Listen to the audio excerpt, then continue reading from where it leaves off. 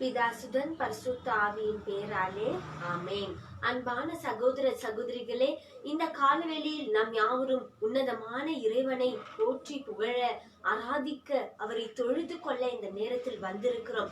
ஆகையால் நம் யாவரும் கண்களை மூடி உன்னதமான இறைவனை நோக்கி நாம் ஜெபம் செய்து நம்மளே நாம் அர்ப்பணித்து நாம் துதி ஆராதனைக்கு நாம் கடந்து செல்வோமாக. ஆகையால் இப்பொழுது யாவரும் கண்களை மூடி நாம் ஜெபம் செய்வோமாக.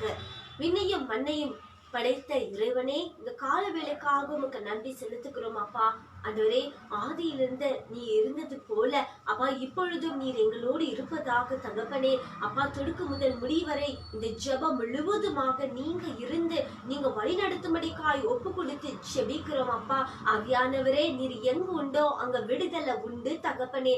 ஆகையால் இப்பொழுது இந்த தொலைக்காட்சியை பார்த்து கொண்டிருக்கக்கூடிய ஒவ்வொரு வியூவர்ஸின் மத்தியிலும் என் தேவதூதர், என் தேவனாகிய ஆண்டவர் இயேசு கிறிஸ்து ஒவ்வொரு மத்தியிலும் நீர் அசைவாடும்படிக்காய் ஜெபிக்கிறோம் அப்பா. துதி ஆராதனையிலும் ஜெப விண்ணப்பத்திலும் ஆண்டவரே, உன்னதமான இறைவாக்கு நேரத்திலும் ஆண்டவரே நீர் ஒவ்வொருத்தரையும் சந்திக்கும்படிக்காய் ஜெபிக்கிறேன். ஆண்டவரே, எந்தெந்த நோக்கத்தோடு உம்மை நோக்கி வருகிறார்களோ அப்பா, அவர்களுடைய நோக்கங்கள் எல்லாம் நிறைவேறும்படிக்காய் ஜெபிக்கிறோம் ஆண்டவரே. இது ஒரு ஆசீர்வாதமாக மாறும்படிக்காய் ஜெபிக்கிறோம் அப்பா. நீ துணை என்று வழி நடத்துங்க. இது அனைவற்றும் இயேசு கிறிஸ்துவின் நாமத்தில் ஜெபிக்கிறோம் எங்க ஜீவனுள்ள எங்க அன்பு தகப்பனே. ஆமென், ஆமென், ஆமென். இப்பொழுது நாம் துதி ஆராதனைக்கு நாம் கடந்து செல்வோம். என்னை தேடி இயேசு வந்தார், என் வாழ்வை அவர் மாற்றிவிட்டார். ஹல்லேலூயா. நம்மை தேடி நம் இயேசு வரும்போது நம் வாழ்க்கையெல்லாம் மாறிவிடுங்க. இப்பொழுது நாம் கரங்களை தட்டி நாம் இந்த பாடலை பாடி நாம் துதிப்போமாக. Yes father, thank you Jesus. Hallelujah. என்னை தேடி இயேசு வந்தார். ஆமென். எந்த வாழ்வை அவர் மாற்றிவிட்டார். S God. என்னை தேடி இயேசு வந்தார், எந்த வாழ்வை மாற்றிவிட்டார். என்னை தேடி இயேசு வந்தார், எந்த வாழ்வை மாற்றிவிட்டார். ஹல்லேலூயா, நான் பாடுவேன். ஹல்லேலூயா, நான் பாடுவேன். ஆடி பாடி துதித்திடுவேன், நான் ஆடி பாடி துதித்திடுவேன். என்னை தேடி இயேசு வந்தார், எந்தன் வாழ்வை மாற்றிவிட்டார். ஆமென். மகனானே, நான் மகளானே. ஆமென். அப்பா என்று அழைக்கும் நம் ஒவ்வொருத்தருக்கும் உரிமை அவர் தந்திருக்கிறார். ஆகையால் நாம் இந்த வரிகளை பாடி ஆண்டவரை துதிப்போமாக. Yes father. மகனானே, நான் மகளானே. மகனானே, நான் மகளானே. அப்பா பிதாவே என்றழைக்கும், அப்பா பிதாவே என்றழைக்கும். உரிமையை எனக்கு தந்தார், உரிமையை எனக்கு தந்தார். என்னை தேடி இயேசு வந்தார், எந்தன் வாழ்வை மாற்றிவிட்டார். என்னை தேடி இயேசு வந்தார், எந்தன் வாழ்வை மாற்றிவிட்டார். ஆமென். தெரிந்து கொண்டார், அவர் என்னை தெரிந்து கொண்டார். ஆமென்.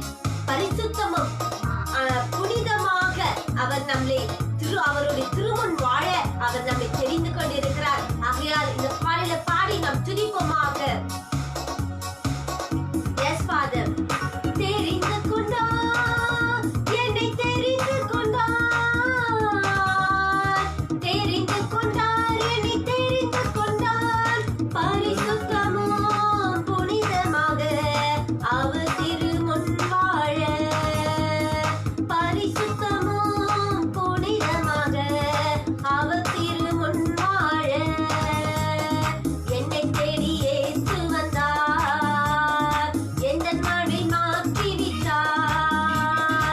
என்னை தேடி இயேசு வந்தார், எந்தன் வாழ்வை மாற்றிவிட்டார். ஆமென். ஹல்லேலூயா. அவர் உன்னதமான ஆண்டவர் நம்மை தேடி வந்திருக்கிறார். ஆமென். அவர் நம்மை தேடி வரும்போது அவர் நம்மை பரிசுத்தமாக மாற்றுகிற உன்னதமான இறைவனாய் இருக்கிறார். ஆகையால் இப்பொழுது நாம் யாவரும் வெற்றி கொடி பிடித்திடுவோம், நாம் வீரநடை நடந்திடுவோம் என்று சொல்லி இந்த பாடலை பாடி நம் திவாரி தேவனை நாம் துதிப்போமாக.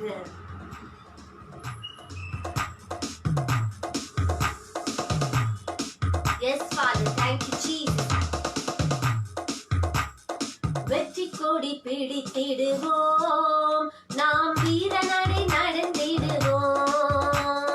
வெற்றி கொடி பிடித்திடுவோம், நாம் வீரநடை நடந்திடுவோம். வெள்ளம் போல சாத்தான் வந்தாலும் ஆவிதானே கொடி பிடிப்பார். வெள்ளம் போல சாத்தான் வந்தாலும் ஆவிதானே கொடி பிடிப்பார். அஞ்சாதே என் மகனே, நீ அஞ்சாதே என் மகளே. அஞ்சாதே என் மகனே, நீ அஞ்சாதே என் மகளே. வெற்றி கொடி பிடித்திடுவோம், நாம் வீரநடை நடந்திடுவோம். வெற்றி கொடி பிடித்திடுவோம், நாம் வீரநடை நடந்திடுவோம். ஆமென். Yes, Father. காடானாலும் மேடானாலும் ஆமென், கர்த்தருக்கு பின் செல்வோம். Hallelujah. Yes, Father God, Jesus. காடானாலும் மேடானாலும் கர்த்தருக்கு பின் நடப்போம். காடானாலும் மேடானாலும் கர்த்தருக்கு பின் நடப்போம். காலப்பயன் கை வைத்திட்டோம், நாம் திரும்பி பார்க்க மாட்டோம். காலப்பையில் கை வைத்திட்டோம், நாம் திரும்பி பார்க்க மாட்டோம். வெற்றி கொடி பிடித்திடுவோம், நாம் வீரநடை நடந்திடுவோம். வெற்றி கொடி பிடித்திடுவோம், நாம் வீரநடை நடந்திடுவோம். நாம் வீரநடை நடந்திடுவோம். ஆமென். ஹல்லேலூயா. வெற்றி கொடி நாம் பிடிக்கும் போது ஆவிதான் தான் நம்மளுக்கு வெற்றி கொடியை பிடித்து கொண்டு ஆவியானவர் தான் நம்மளுக்கு துணையாக அவர் வருகின்றவராய் இருக்கிறார். ஆகையால் இப்பொழுது நம் யாவரும் கண்களை மூடி இறை வார்த்தைக்காகவும் இந்த தொலைக்காட்சியை பாரத்தோடு காணக்கூடிய நம்முடைய ஒவ்வொருத்தருக்காகவும் இப்பொழுது நாம் செபிப்போமாக. விண்ணையும் மண்ணையும் உண்டாக்கின உன்னதமான தேவனே, அப்பா, இந்த காலவேளைக்காக உமக்கு நன்றி செலுத்துகிறோம் தகப்பனே. நீர் ஒருவரே ஆண்டவர், நீர் ஒருவரே இரட்சகர், நீர் ஒருவரே பரிசுத்தர், நீர் ஒருவரே உன்னதமானவர். அப்பா, உம்மால் கூடாத காரியம் இந்த உலகத்தில் ஒன்றுமில்லை ஆண்டவரே. அப்பா, இதோ இந்த கால் வேளையில் யாரெல்லாம் உம்மை நோக்கி பாரத்தோடு துக்கத்தோடு வேதனையின் மத்தியில் நெருக்கத்தின் மத்தியில் வந்திருக்கிறார்களோ ஒவ்வொருத்தரையும் நீங்க தொடுமடிக்காய் ஒப்பு கொடுத்து ஜெபிக்கிறோம் அப்பா. அப்பா, நீர் ஒருவரே அற்புதங்களை செய்கிறவர், வழியில்லாத இடங்களில் நீர் வழிகளை ஆயத்த பண்ணி கொடுக்கிறவராய் இருக்கீங்க.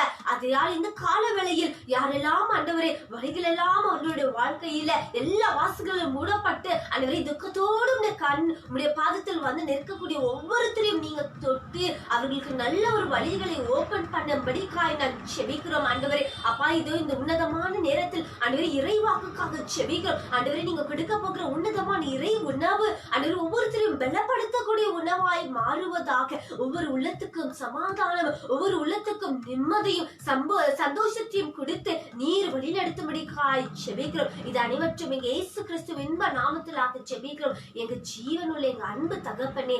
ஆமென், ஆமென், ஆமென். இப்பொழுது நாம் யாவரும் உன்னதமான இறைவாக்கை நாம் கேட்போமாக.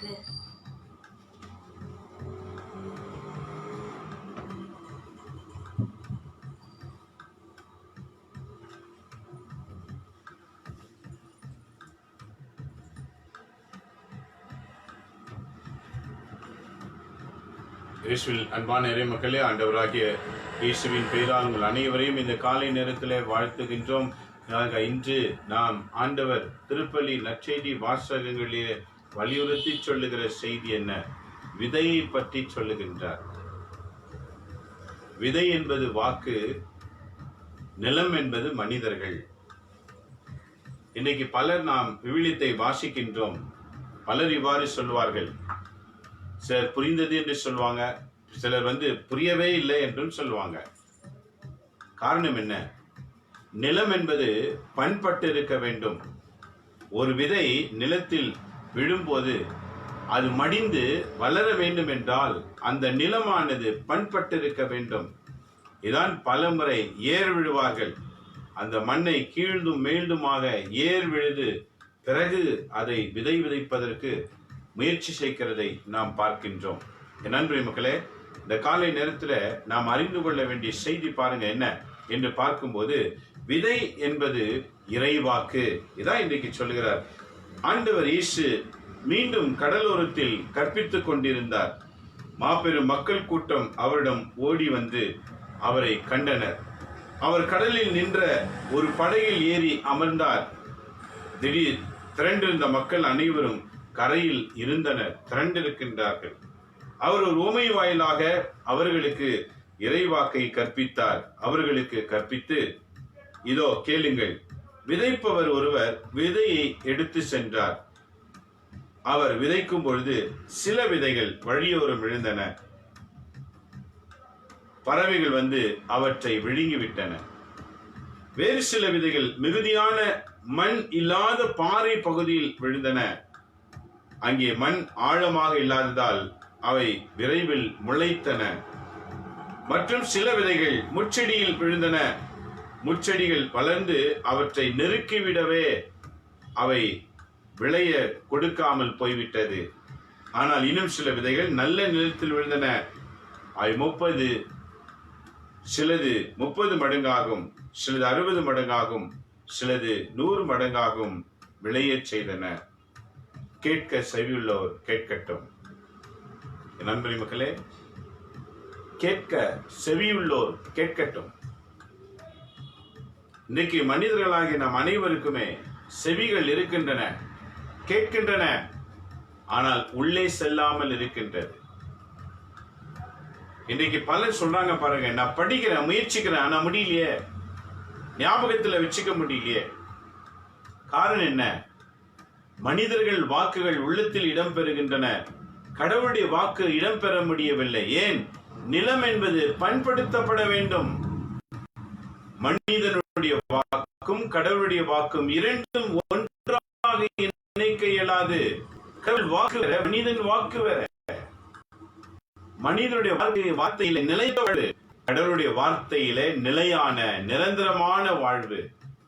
ஆக இரண்டுக்கும் வேறுபாடு இருக்கின்றன. அந்த வேறுபாடு வாக்கானது எந்த இடத்துல விதைக்கிறோம் என்பது மிக அவசியம். ஆக விதைப்பதற்கு முன்னதாக அது பண்பட வேண்டும். அப்படி என்றால் பொருள் என்ன? விவிலியத்தை வாசிப்பதற்கு முன்னதாக முதலிலே ஜெபம் என்ற வாழ்வை தொடங்க வேண்டும். கடவுளோடு பேசுகிற ஒரு அனுபவம். குறைந்தது நிறைய பேர் பாருங்க, ஜெபிக்கிறீங்களா? எவ்வளவு நேரம் ஜெபிக்கிறீங்க? ஒரு 5-10 நிமிஷம் ஜெபிப்போம், அவ்வளவுதான். அது கூட ஜாஸ்தி. இன்னைக்கு நம்ம மக்கள் மத்தியில 5-10 நிமிஷம் ஜெபிக்கிறது கூட அதிகம். நேரம் இல்லை, எல்லாவற்றுக்கும் நேரம் இருக்கிறது. கடவுள் முன் ஒரு அரை மணி நேரம் அமர்வதற்கு கூட நேரம் இல்லை. ஆகவேதான் பல துன்பங்களை நாம் சந்திக்க நேரிடுகின்றன, பல பிரச்சனைகளை சந்திக்கின்றோம், போராட்டங்களை சந்திக்கின்றோம்.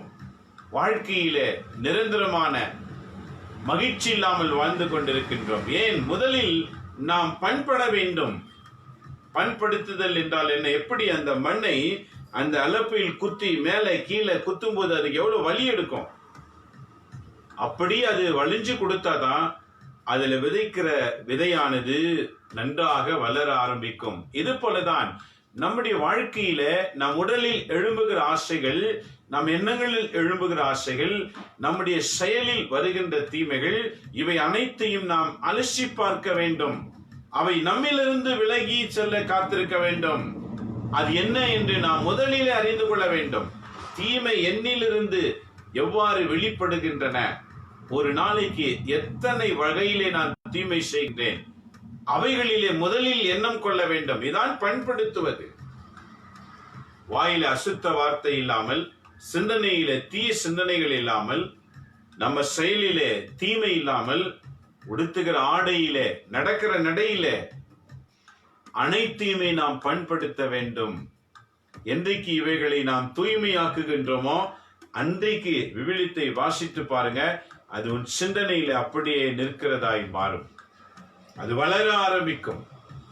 பண்படாத எந்த மனிதர்களும் இந்த வாக்கை வாசித்தால் அவர்களால் அதை வளர்ச்சி அடைய இயலாது, உள்ள வைத்துக் கொள்ளவும் இயலாது. ஆகவேதான் இங்கு 4 வகையான மனிதர்களை பார்த்து சொல்லுகின்றார். ஒன்று, வழியோரமாய் விழுந்த விதை. வானத்து பறவைகள் வந்து உடனே தின்று விட்டன. அப்படின்னா என்ன அர்த்தம்? உள்ள நல்லா கேட்டு இருப்பீங்க. ஆலயத்தை விட்டு வெளியே வந்த உடனே உங்க வாசகம் என்னங்க படிச்சீங்க? ஐயோ ஏதோ படிச்சாங்க, மொத்தத்துல நல்லா இருந்துச்சு. இந்த மாதிரி குணம் கொண்டவர்கள் வழியருகே விடப்பட்ட விதைக்கு சமம் என்று சொல்லுகிறார். உடனே பறவை என்றால் பசாசு உள்ளத்திலிருந்து வார்த்தை எடுத்து விடுகிறது. அவங்க வாழ்க்கையில பசாசு வந்து செல்லுகிறது. உறவினர்களை போல கடவுள் வாக்கு ஒண்ணு கூட உள்ள நிக்க கூடாது என்று அதை பிடுங்கி விடுகிறது. என் அன்பு கிறிஸ்தவர்கள் என்ற பெயர் வைத்துக் கொண்டு கிறிஸ்துவனுடைய வாக்குகள் உள்ளத்தில் இல்லை என்றால் அந்த வாழ்க்கை ஒரு வீணான வாழ்க்கையாக மாறிவிடும். பிசாசு வந்து போகிற வாழ்க்கையாக மாறிவிடும். அவங்ககிட்ட பாருங்க, அதிக கோபம், அதிக பிரச்சனை, அதிக போராட்டம் எல்லாம் அதிகமா ரொம்ப கெடுக்கும். கடவுள் வாக்கு மட்டும் இருக்காது, அது வாயிலிருந்து வெளியே வராது. ஆக வழியறிய விடப்பட்ட விதைக்கு சமமானவர்கள் இவ்வாறுதான். இரண்டாவது சொன்னார் பாருங்க, பாறை நிலத்தில் விழுந்தது. ஆனா கொஞ்சம் மண் இருந்தது. அந்த மண் இருக்கிற உதவியோடு அது வளர ஆரம்பித்தது. ஆனால் ஆழமான மண் இல்லாத காரணத்தால் அது மீண்டும் வெயில் பட்டு தீண்டு போனது. இரண்டாவது பாருங்க, இது எதை குறிக்கிறது? விசுவாசத்தோடு கேட்கின்றோம், இது எனக்கு ரொம்ப நல்லா இருக்கிறது, ஆறுதலா இருக்கிறது என்று நினைக்கின்றோம். ஆனால் அதிலே நிலைத்து வாழ்கிற வாழ்க்கை இல்லை. கொஞ்ச நாள் வளர்ந்து பிரச்சனை, துன்பம் என்று வந்தவுடனே அவைகளை விட்டு விலகி விடுகின்றோம். இது ஆண்டவர் இன்றைக்கு இது ஒரு விதமான கூட்டத்தை ஆண்டவர் சொல்லுகின்றார். இன்னொரு கூட்டத்தை பத்தி என்ன சொல்றாரு பாருங்க. விவிலியத்தை வாசிக்கும் போது மிக தெளிவாக, அவர் தனிமையா இருந்த இடத்தில் இருந்த போது அவரை சூழ்ந்திருந்தவர்கள் 12 சேர்ந்து கொண்டு ஓமை பற்றி அவரிடத்துல கேட்டார்கள். அதற்கு ஆண்டவர், இறையாட்சியின் மறைபொருளை அறிய உங்களுக்கு கொடுத்து வைத்திருக்கிறது. புறம்பே இருக்கிறவர்களுக்கோ எல்லாம் ஓமையாகவே இருக்கின்றன. புறம்பேனா என்ன அர்த்தம்? ஆண்டவர் இயேசுவோடு நெருங்கி வாழ்கிறவர்களுக்கு இதில் இருக்கிற ரகசியங்களை அறிந்து கொள்ளுகிற பாக்கியம் கிடைக்கிறது. ஆண்டவர் இயேசுவோடு நெருங்கி வாழாத தூரத்தில் இருக்கிறவங்களுக்கு இதை குறித்தின மறைபொருள் தெரியாது. ஆகவேதான் நீங்க பைபிள் படிக்கும் போது உங்களுக்கு புரிவதில்லை, தூக்கமா வருகிறது, படிச்சாலே புரியுறதில்லை. நிறைய பேர் சொல்லுவாங்க பாருங்க, ஐயோ நான் படிக்க முயற்சிக்கிறேன் புரியலையே. ஏனெனில் நீங்க ஆண்டவர் இயேசுவுக்கு தூரமா இருக்கிறீங்க. அப்படி சொல்லும் போது உனக்கு வேதனையாக இருக்கலாம். நான் தூரமா இருக்கேன். ஆமா, ஆண்டவர் இதை சொல்லுகிறார், நான் சொல்லவில்லை. ஆண்டவர் சொல்லுகிறார் பாருங்க, இறையாட்சியின் மறைபொருளை அறிய உங்களுக்கு கொடுத்து வைத்திருக்கிறது. உங்கள் என்றால் யார்? இயேசு ஓமை முடித்து தனிமையில அமர்ந்திருக்கும் போது சீடர்கள் வந்து கேட்கிறாங்க, ஆண்டவரே இதை நீ ஓமையாய் சொன்னீர், இது விளக்கம் என்ன? அவங்களுக்கும் புரியலதான். இயேசுவிடத்துல கேட்டார்கள், என்ன விளக்கம், எதை வச்சு இதை சொன்னீங்க? ஆகவே அவர்களை பார்த்து சொல்லுகிறார் பாருங்க, இறையாட்சியின் மறைபொருள். இறை ஆட்சி, கடவுள் ஆளுகை செய்கின்ற அந்த ஆட்சியின் மறைபொருள் எந்த நோக்கத்தோடு செயலாற்றுகிறார் என்கிற உள்நோக்கத்தை அறிகிற அறிவு யாருக்கு இருக்கிறது? அவரை கேட்கிறவர்களுக்கு. ஆண்டவரே இது எனக்கு புரியவில்லை, எனக்கு புரிகிற அறிவு வேண்டும் என்று யார் இயேசுவிடத்துல ஜெபத்தின் வழியாய் கேட்பார்களோ அவங்க கொடுத்து வச்சவங்க. இன்னைக்கு நாம கூட கேட்கிறோம் பாருங்க, எதை கேட்பீங்க? நோயை பத்தி, சுகத்தை பத்தி, வேதனையை பற்றி. பிறகு நமக்கு குடும்பத்துல மகிழ்ச்சி இல்ல, என் பிள்ளை இந்த பிள்ளைக்கு அது வேணும், அந்த பிள்ளைக்கு இது வேணும் என்று தேவைகளை தான் நாம் கேட்கின்றோம். விவிலியத்தில் இருக்கிற ரகசியத்தை அறிகிற அறிவு எனக்கு வேண்டும் என்று கேட்டு பாருங்க. நீங்க எனக்காக எழுதி வைத்த வாக்குகளை அறிகிற அறிவு எனக்கு வேண்டும் என்று கேட்டு பாருங்க. அப்பொழுது ஆண்டவர் மெய்யாகவே உனக்கு புரிந்து கொள்ளுகிற வாக்கை அருளுவார். அந்த வாக்கு உனக்குள்ளே வந்தாலே நீங்க விளையச் செய்வீர்கள், வளர்வீர்கள், வளர்ச்சி அடையும். அதை கண்டு பலருக்கு அது பிரயோஜனமாக இருக்கும். நண்பரே மக்களே, இன்றைய வாக்கு பாருங்க, ஆண்டவர் சொல்றாரு, நீங்க கேட்டீங்க, அதனால கொடுத்து வச்சவங்க. அப்ப யாரெல்லாம் விவிலியத்தின் ரகசியங்களை அறிந்து கொள்வதற்கு தேடுகிறார்களோ அவங்க அத்தனை பேரும் கொடுத்து வச்சவங்க ஆண்டவர் சொல்லுகிறார்.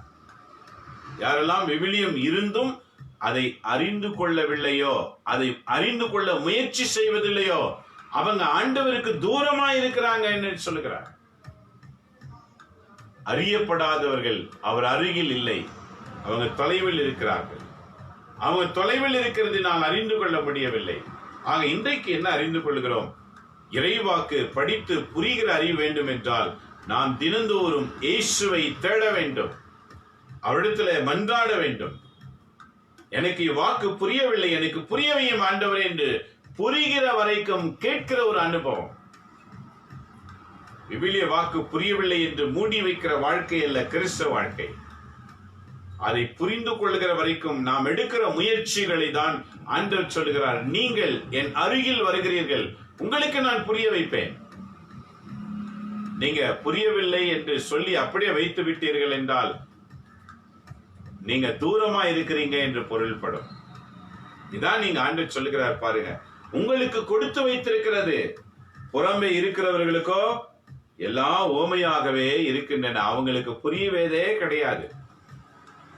ஆக எனவே ஒருபோதும் மனமாறி மன்னிப்பு பெறாதபடி கண்ணால் தொடர்ந்து பார்த்தும் கண்டு கொள்ளாமலும் காதால் தொடர்ந்து கேட்டு காதில் கொள்ளாமலும் இருப்பவர்கள் என்று கூறினார்.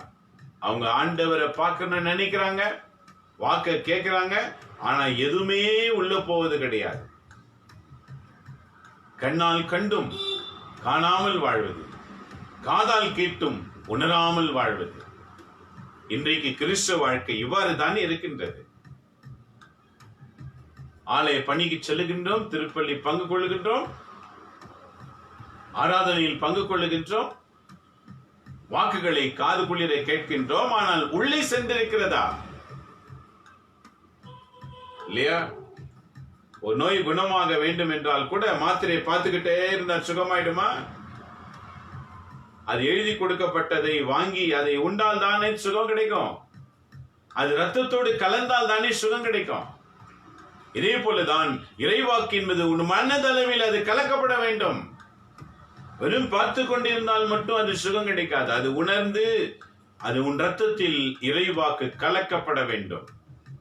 அப்போதுதான் இந்த அறிவானது தெளிந்த புத்தியாக மாற இயலும். இதுதான் இன்றைக்கு ஆண்டவர் கற்றுத்தருகின்றார். ஆகவே வார்த்தையின் விளக்கம் என்ன? வழியோரமாய் விழுந்த விதைகளுக்கு ஒப்பானவர். வார்த்தையை கேட்பார்கள், ஆனால் அதை கேட்டவுடன் சாத்தான் வந்து அவர்கள் உள்ளிருக்கிற வார்த்தைகளை எரித்து விடுவான். இல்லையா? உள்ள கேட்டு வெளியே போன உடனே மறந்து போயிடுகிறல்ல, சாத்தான் வருகிறான் உன் உள்ளத்தில் இருக்கிற வார்த்தைகளை எடுக்க. ஆக நண்பர் மக்களே, கவனித்துக் கொள்ளுங்க. நம்ம மனசு சொல்லுது, நான் இயேசுவின் பிள்ளை, இயேசுசாமி என் கூடவே இருக்கிறாரு மனசு சொல்லுது. ஆனா கூட இருப்பது யார்? சாத்தான். இந்த சாத்தான் என்ன செய்கிறான்? வார்த்தை ஒன்று கூட உன் நினைவில் இருக்கக்கூடாது என்று எல்லாவற்றையும் அழித்து விடுகிறான். ஆகவே உனக்கு வார்த்தைங்க, விவிலியத்தில் இருக்கிற வார்த்தைகளை சிந்தனையில வைத்துக் கொள்ள முடியல. அதை நீ பலகீனமா நினைக்கிற. இது உன்னுடைய பலகீனம் அல்ல, உன்னிலே சாத்தான் நுழைந்து இதை எடுத்து விடுகிறான். ஆக அந்த சாத்தான் நுழைவதற்கு நாம் இடமளிக்க கூடாது. தொடர்ந்து வாசிக்க வேண்டும், தொடர்ந்து படித்துக் கொண்டே இருக்கும், சிந்தனையில நிறுத்துகிற வரைக்கும் நாம் அதே வாசகத்தை பல முறை படித்து பாருங்க. எடுக்க எடுக்க அது வந்து கொண்டே இருக்கும். நீங்க படிக்க படிக்க உள்ள போய்கிட்டே இருக்கும். சாத்தான் சில நேரங்களில் தான் செயலாற்ற முடியும், எல்லா நேரத்திலும் கிடையாது. ஆக அவன் நிரந்தரமாய் ஒழிக்கப்படுவான். எப்போது விவிலியத்தில் இருக்கிற வாக்குகள் உள்ளே தினந்தோறும் ரொம்ப ஆரம்பிக்கின்றதோ அப்போது சாத்தான் தானா வெளியே போவான். உங்க வாய் கடவுளை போற்றும், உங்க பேச்சு அது இறைவாக்காக இருக்கும், உங்க வாழ்வு இறைவனுக்கு உகந்த வாழ்க்கையா இருக்கும். சாத்தான் இருக்கிற வரைக்கும் ஆண்டவரோடு இணைந்து வாழ்கிற அனுபவத்தை நம்மால் உணரவே இயலாது. ஆகவே சாத்தான் இருந்து வாழ்கிற வாழ்க்கைக்கும் சாத்தான் இல்லாத வாழ்கிற வாழ்க்கைக்கு வேறுபாடுகளை நாம் கண்டுகொள்ள வேண்டும். இதான் இன்றைக்கு ஆண்டவர் சொல்லுகிறார். ஏன் மரபு, ஏன் உள்ளத்தில் வாக்கு நிற்கவில்லை? சாத்தான் வந்து எடுத்து விடுகின்றார். பாறை பகுதியில் விழப்பட்ட விதைகளுக்கு ஒப்பானவர் யார்? இறைவார்த்தையை கேட்டவுடன் அதை மகிழ்ச்சியோடு ஏற்றுக்கொள்கிறார்கள். எனக்கு பேசின மாதிரி இருக்குது. இன்னும் ஒரு சிலர் கூட்டம் இப்படிதான் சொல்லுவாங்க, எனக்கு பேசின மாதிரி இருக்குது. ஆனால் அவர்கள் வேறற்றவர்கள், ஆழமான வேறு இல்லாத காரணத்தினால் சிறிது காலமே நிலைத்திருப்பார்கள். இறை வார்த்தையின் பொருட்டு இன்னல் இடுக்கண்ணோ நேரும் போது அவங்க தடுமாறி விழுந்துடுவாங்க. நல்லா பயில் படிவாங்க. கஷ்டம் ஏதாவது வந்த உடனே இறைவாக்க மறந்துடுவாங்க, கஷ்டத்தை யோசிப்பாங்க. இதான் ஆண்டவர் சொல்ல. இடுக்கண் என்றால் என்ன? நெருக்கடி. என் நண்பரை மக்களே, இன்று நாம் எப்படி வாழ்கின்றோம்? மூன்றாவது பாருங்க, முச்செடிகளுக்கு இடையில் விதைக்கப்பட்ட விதை ஒப்பானவர் யார்? இறைவார்த்தை கேட்டும் உலக கவலைகளும் செல்வ மாயையும் ஏனைய தீய ஆசைகளும் உட்புகுந்து அவ்வார்த்தையை நெருக்கி விடுவதால் பயனளிக்கப்படாமல் போய்விடுகிறார்கள். இன்றைக்கு எத்தனையோ பேர் இப்படிதான் நல்லா வளர்ந்து வந்து கடைசியில உலக ஆசைகள் மனதில் ஆழமாய் பதிய ஆரம்பிக்கும். இத்தனை காலமா ஆண்டவருடைய வார்த்தையிலே வாழ்ந்தவங்க உலகத்தை திரும்பி பார்க்கும் போது உள்ளத்தில் இருக்கிற வார்த்தைகள் எல்லாம் விளைச்சலின்றி செல்லுகின்றன. ஆக இத்தனை நாள் உயர்வாயிருந்த உயர்வாழ்வு கீழே விழ வேண்டிய நிலைமை வந்துவிட்டது. ஏன்? உலகத்தை எதிர்நோக்கி பார்த்ததினால. உலகத்தை சுற்றி பார்த்தால் நமக்கு ஆனந்தமாய் தான் இருக்கும். ஆனால் அதே நேரத்தில் நாம அசிங்கமாகி விடுவோம், நாம் அசிங்கப்படுவோம். உலகத்தை பார்க்கலாம், ஆனால் அந்த ஆசைகள் உள்ளத்தில் வரக்கூடாது. அனுபவிச்சா எப்படி இருக்கும் யோசிக்கவே கூடாது. ஏனெனில் அந்த அனுபவம் கிறிஸ்தவ வாழ்க்கையில் இருந்து நம்மை வீழ்ச்சியாக மாற்றிவிடும். இன்றைக்கு எத்தனை பேர் எழும்பின ஊழியர்களின் வீழ்ச்சி, எழும்பிருக்கிற விசுவாசிகளின் வீழ்ச்சி, எழும்பின விசுவாச குடும்பங்களின் வீழ்ச்சி. இதுக்கெல்லாம் காரணம் என்ன? வல்லமையாய் எழும்பினவர்கள் திடீரென்று வீழ்ச்சியடைய, அவமானமடைய காரணம் என்ன? ஏனெனில் உலகத்தை சுற்றி பார்க்கிறதினாலேதான். நண்பரே மக்களே, பார்ப்பது தவறல்ல, ஆனால் அனுபவிக்க வேண்டும் என்ற எண்ணம் வந்துவிட்டால் வீழ்ச்சி என்பது உறுதியாகிவிடும். ஆகவே இன்றைக்கு ஆண்டவர் சொல்லுகிறார் பாருங்க, முட்கள் நெருக்க ஆரம்பித்தது என்றால் என்ன? உலக மாய கவர்ச்சிகள், அந்தஸ்துகள், ஆசைகள் கண்ணை மறைக்கும் போது இறைவாக்கு மறைந்து போய்விடும். ஆகவே ஆண்டவர் சொல்லுகிறார், கடைசி எப்படி இருக்கணும்? நல்ல நிலத்தில் விதைக்கப்பட்ட விதைகளுக்கு ஒப்பானவர் யார்? இறைவார்த்தை கேட்டு அதை ஏற்றுக்கொண்டு. பாருங்க, நல்ல நிலம் எப்படி இருக்குமா? இறைவார்த்தை கவனமா கேட்கும். அந்த வார்த்தை ஏற்றுக்கொண்டு, இது எனக்குரியது, அவங்க வந்திருந்தா இவங்க வந்திருந்தா நல்லா இருக்குமே, இல்ல உனக்கு தான் ஆண்டவர் பேசுகின்றார், அது எனக்குரியது கேட்டு அதை ஏற்றுக்கொண்டு பயனளிப்பார்கள். பயன் என்றால் அந்த வார்த்தைக்கு ஏற்றவாறு வாழ தீர்மானிப்பார்கள். அவர்களுள் சிலர் 30 மடங்கு, சிலர் 60 மடங்கு, சிலர் 100 மடங்கு பலனளிப்பார்கள். ஆனால் பலனளிக்காத நிலமாய் மட்டும் இருக்காது. 30 பகுதியோ அல்லது 60 பகுதியோ அல்லது 100 பகுதியோ, இது எதை குறிக்கிறது என்று பார்க்கும்போது 30 பகுதி எதை குறிக்கிறது? தன் வாழ்க்கையில எல்லாவற்றையும் பார்த்து கொண்டு ஆண்டவரிடத்தில் ஜெபிப்பதற்கென்று நேரத்தை ஒதுக்குகிறதை குறிக்கிறது. 60 பகுதி எதை குறிக்கிறது? வேலை செய்து கொண்டே ஊழியம் செய்கிற பணியை குறிக்கிறது. வேலை செய்து கொண்டே ஊழியத்தையும் செய்ய வேண்டும். 100 பகுதி எதை குறிக்கிறது? முழுக்க முழுக்க முழு நேர பணியாளர்களை குறிக்கிறது. கடவுளுக்கென்றே வந்த முழு நேர பணியாளர்கள், அவர்கள் பலன் கொடுக்கிறவர்களாய் மாறுவார்கள். இந்த தகுதி யாருக்கு வைத்திருக்கிறார்? இறைவாக்கை கேட்கிற ஒவ்வொருவருக்குமே, அதாவது ஒவ்வொரு கிறிஸ்தவர்களுக்கும் இதை வைத்திருக்கின்றார். ஆனால் பயன்பட்டவர்கள் எத்தனை பேர்? ஆகவே நம்மை நாமே சமர்ப்பணிக்க வேண்டும். ஏனெனில் இன்றைய முதல் வாசகத்தில ஆண்டவர் மிக அழகாக சொல்லுகிறார். எபிரேயர் 10ஆம் அதிகாரத்துல 11 18 வரைக்கும் வாசிக்கும் போது என்ன சொல்றார் பாருங்க.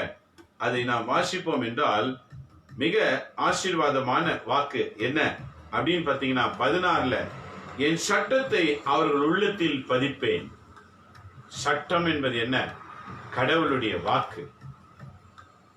யாருக்கு ஆர்வம் இருக்கிறதோ அவர்கள் உள்ளத்தில் இதை பதிய செய்வேன். ஆக ஆர்வம் மிக முக்கியம். இதை நான் படித்து தெரிந்து கொள்ளணும்ன்ற ஆர்வம் உனக்கு வேணும். என் சட்டத்தை அவர் உள்ளத்தில் பதிப்பேன், அதை அவர்கள் இதயத்தில் எழுதி வைப்பேன். எழுதி வைக்கிறது என்றைக்காவது அழியுமா? நல்லா கவனிச்சு பாருங்க. இது பாரு, என்னைக்கே எழுதி வச்சிருக்காங்க, அழியுமா? இது நெருப்பு போட்டு எரிச்சா கூட எழுத்துக்கள் அப்படியே தெரியும்.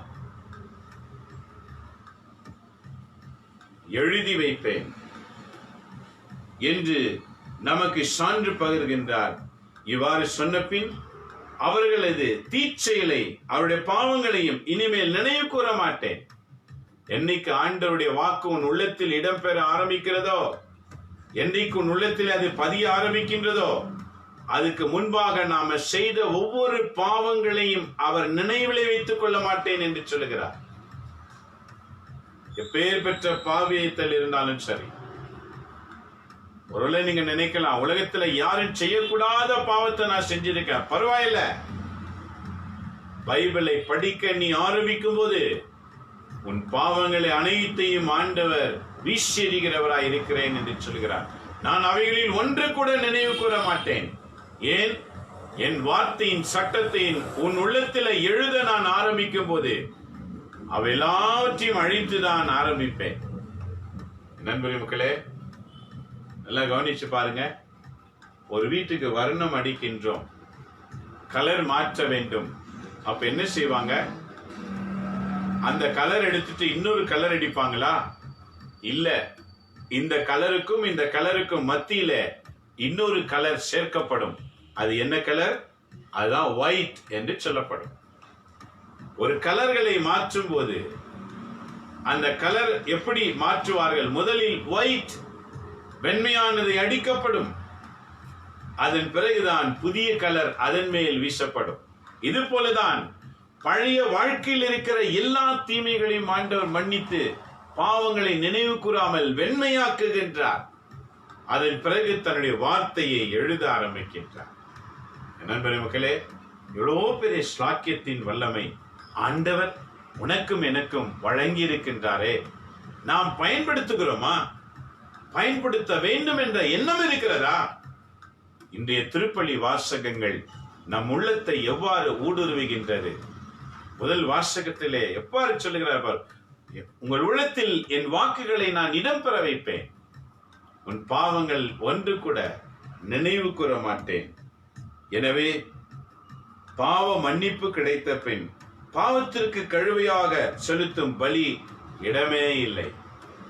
பாவத்துக்காக நான் செபிக்கிற ஆண்டவரே, நாம செபிக்க வேண்டிய அவசியமே இல்லை. இயேசுவுடைய வார்த்தைகளை படிக்க படிக்க நம் பாவங்கள் ஒவ்வொன்றாய் கழுவப்பட்டு கொண்டே இருக்கும். இனி நான் பாவி அல்ல என்று சொல்லுகின்றார். ஆகிய நண்பரே, மக்களே, நமக்கு எவ்வளவு பெரிய விடுதலையின் ஆசிரை ஆண்டவர் வைத்திருக்கும் போது நாம் உணர்கின்றோமா? தயவு செய்து உணர்ந்து பாருங்க, உணர்ந்து பாருங்க. விவிலிய வாக்கு எந்த உள்ளத்தில் இல்லையோ அந்த உள்ளத்திலே பசாசு வந்து அதை எடுத்து விடுகிறது என்று ஆண்டவர் இயேசு சொல்லுகின்றார். இன்னைக்கு உங்க உள்ளத்தை நீங்க ஆராய்ஞ்சு பாருங்க, எத்தனை வாக்கு உங்க உள்ளத்தில் அடங்கி இருக்கிறது. அப்படி என்றால் பசாசு வந்து போகிறது தானே. ஒரு காலத்திலே வாழ்ந்த வாழ்க்கை அவ்வாறு தான். ஆனால் இன்று ஆண்டவர் உன் உள்ளத்திலே என் வார்த்தைகளை நான் எழுதுவேன் என்று சொல்லுகிறார். ஆண்டவர் எழுதும்படி நம் உள்ளத்தை ஆண்டவர் கையிலே சமர்ப்பணிப்போம். என்னை உலகில் பயன்படுத்தும் ஆண்டவரே என்று கேட்போம். உண்மை செய்யவும், உண்மை வாக்கை அறிவிக்கவும், உண்மையாய் வாழவும் உடைய வாக்கு என் உள்ளத்தில் எழுதப்படட்டும் என்று கேட்டு பாருங்க. இதுதான் கிறிஸ்தவ வாழ்க்கை, பலன் கொடுக்கின்ற வாழ்க்கை, பலனற்ற வாழ்க்கை இல்ல. நல்லா குடிச்சு நல்லா ஜாலியா இருந்து செத்து போயிட்டேன்னா உனக்கு ஒரு கூட்டத்துல எல்லாத்தையும் வச்சு 3ஆவது நாள் 40 நாள் ஜெபம் பண்ண ஆத்மா பல்லவத்துக்கு போயிடும் நினைக்காத. அது தவறான அறிவிப்பு. உயிரோடு இருக்கும் போதே மனமாற்றம் அடைந்து கடவுள் வாக்கை இதயத்தில் எழுத கற்றுக்கொள்ள வேண்டும். என்னைக்கோ சொன்ன வாக்கெல்லாம் இதயத்தில் எழுதிருக்குது இல்ல. குடும்பத்துல பாருங்க, யாரோ என்னைக்கோ திட்டி இருப்பாங்க. அது அப்படியே அவங்க மூஞ்ச பார்த்த உடனே அன்னைக்கு இப்படி சொன்னீங்கல்ல பதியுது இல்ல, அது என்ன நீங்க எழுதுகிறீர்களா? ஆனால் ஏன் இறைவாக்கு பதியாமல் இருக்கிறது? புரியுதா? தீமையை விதைக்கிறவன் பிசாசு, வெறுப்பை உண்டாக்குறவன் பிசாசு, பிரிவினைகளை கொண்டு வருகிறவன் பிசாசு, பிரிந்தவர்களை ஒன்று சேர்க்கிறது ஆண்டவர் இயேசு, ஒற்றுமை நிலைநாட்டுகிறது ஆண்டவர் இயேசு, மகிழ்ச்சியை கொடுப்பது ஆண்டவர் இயேசு. அவர் வாக்கு நம் உள்ளத்தில் எழுதியிருந்தால்தான் நாம் அவருக்குரியவர்களாக இருப்போம். ஆகவே ஒவ்வொரு நாளும் திருப்பலி வாசகத்தை தவறாம படிங்க. அது மாதிரி வச்சு ஜெபம் பண்ணுங்க. ஆண்டவர்கிட்ட கேளுங்க, ஆண்டவரே இந்த வாக்கின் விளக்கம் அறிய எனக்கு ஞானம் தான். எப்படி சீடர்கள் கேட்டார்கள், ஆனால் மக்கள் கூட்டம் திரளா இந்த கூட்டம் கேட்டு நல்லா இருந்துச்சுன்னு போயிட்டாங்க. இதுல என்ன ரகசியம் இருக்கிறதுன்னு புரிந்துகிற அறிவு இல்லாமல் போய்விட்டது. ஆனா சீடருங்க கேட்டாங்க, இதுக்கு என்ன விளக்கம்? இது போலதான் வெறும் நல்லா இருந்துச்சுன்னு பண்ணி பயணிக்காத, எடுத்து வாசி, விவிலியத்தை எடுத்து வாசி. புனித அகஸ்தினார் வாழ்வில் எடுத்து வாசித்ததினால் தான் ஆண்டவர் நுழைந்தார். ஒரு குடிகார வாழ்க்கையாய் இருந்தவர் அகஸ்தினார் இன்றைக்கு பெரிய புனிதராக, குடும்பத்தினர்களுக்கு புனிதராக. ஏனெனில் அவருடைய தாய் மோனிக்கல்லாலும் புனிதர், அவருடைய மகன் அகஸ்தினாரும் புனிதர், குடும்ப புனிதர்கள். உன் வாழ்க்கை குடும்பத்திலே தான் ஆரம்பிக்கிறது. இதான் கடவுளின் திட்டம், குடும்பமாக புனிதம் அடைவது. என் நண்பர் மக்களே, இவற்றுக்கு காரணம் விவிலிய வாக்கு. அவர் எடுத்து வாசித்தார், அவர் வாழ்க்கையில் இருந்த பாவம் விலகி போனது, கடவுள் வாக்கு எழுதப்பட்டது. இன்றைக்கு அவர் பெரியவராய் இருக்கின்றார். இதே போலதான் நீங்களும் எடுத்து வாசிக்கணும். அப்பதான் நாம இறை மக்களாக இறைவன் ராஜ்யத்தில் பிரவேசிக்க இயலும். ஜெபிப்போமா? எங்களை நேசிக்கிற அன்புள்ள தகப்பனே, இந்த காலை வேளைக்காக நன்றி செலுத்துகிறோம். உடைய வாக்குகள் எங்கள் வாழ்க்கைக்கு விளக்காக பலனளிக்கிறதாய் மாற்றம் பெறுவதாக. நாங்கள் இன்றைக்கு வாசித்தது போல 30, 60, 100 பலனளிக்கிற நிலமாக எங்கள் உள்ளங்களை நீர் பண்படுத்தும்படிக்காக ஜெபிக்கிறோம். முதல் வாசகத்தில் நீ சொன்னது போல, உங்கள் இதயத்தில் என் வார்த்தைகளை நான் எழுதுவேன். எங்க இதயத்துல எழுதுங்க ஆண்டவரே, எங்க சிந்தனையில எழுதுங்க ஆண்டவரே. உம்முடைய வார்த்தைகளை தவிர வேறு எதுவுமே எங்களுக்குள் இல்லாமல் அனைத்தையும் பிடுங்கெறிவீராக. எங்களை தூய்மையாக்கி உடைய வார்த்தையினால் நிரப்பும். என்னோடு இணைந்து ஜெபிக்கிற ஒவ்வொருவரையும் ஆசீர்வதியும். இந்தியாவிலும் இந்தியாவுக்கு வெளிநாடுகளில் இருந்தும் பார்த்து கொண்டிருக்கிற ஒவ்வொருவரையும் ஆசீர்வதிப்பீராக. கண்களை மூடி ஜெபிக்கிற ஒவ்வொருவர் மேலும் கிருபையாயிரும் ஆண்டவரே. இந்த நாள் முழுவதும் இந்த செய்தி எவர் காதுகளில் ஒலிக்குமோ அத்தனை பேரையும், அந்த வீட்டாரையும், குடும்பத்தையும் ஆசீர்வதிப்பீராக. குடும்பம் குடும்பமாய் உடைய வார்த்தைக்காய் எழும்பட்டும். எழுப்புதல் தாங்க ஆண்டவரே. உங்க அற்புத கரத்தில் அர்ப்பணிக்கிறோம். இயேசுவின் பேரால் வேண்டி மது ஆசிரை நாங்கள் அனைவருமே பெற்றுக்கொள்கிறோம். எங்க நல்ல பிதாவே, ஆமேன், ஆமேன். இயேசுவில் அன்பான இறை மக்களே, இன்றைய வாசகத்தை மறந்துடாதீங்க, படிங்க. இன்னைக்கு வாசகம் பாருங்க, எபிரேயர் 10ஆம் அதிகாரம் 11 to 18, Hebrew chapter 10 verses 11 to 18. திருப்பாடல் ரெஸ்பான்ஸ் ரீடிங் சாம்ஸ், சங்கீத புத்தகம் 110 1 to 4, Psalms 110 verses 1 to 4. Today's gospel reading, Mark chapter 4 verses 1 to 20. இன்றைய நற்செய்தி வாசகம் மார்க் நற்செய்தி 4ஆம் அதிகாரம் 1 to 20 வரைக்கும். திரும்ப படிங்க குடும்பமா.